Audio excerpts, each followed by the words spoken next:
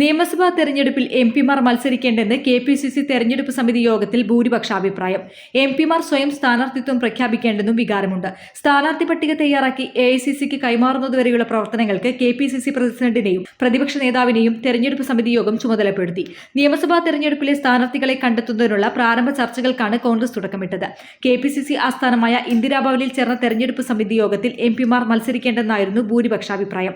K. Sudhakaran, Adoor Prakash, Benny Behanan ഉൾപ്പെടെയുള്ള എംപിമാർ തെരഞ്ഞെടുപ്പ് സമിതി യോഗത്തിൽ പങ്കെടുത്തെങ്കിലും എതിരഭിപ്രായം പറഞ്ഞില്ല.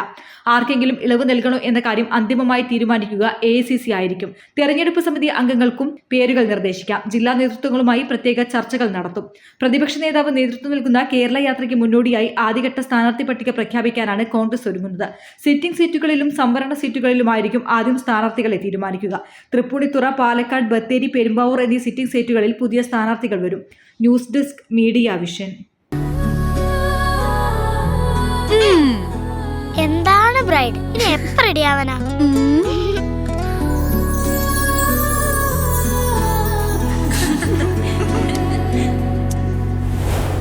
മരുപൂ പോലെ നിറമേകും MX, വെണ്ണിലാവായ നുള്ളാകെ MX.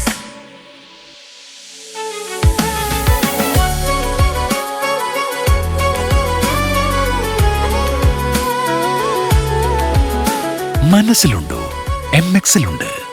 MX വെഡിംഗ് സെന്റർ ഇനി വളാഞ്ചേരിയിലും. MX wedding centre Valanchery, Pattambi, Koottanad, Koppam, Kecheri.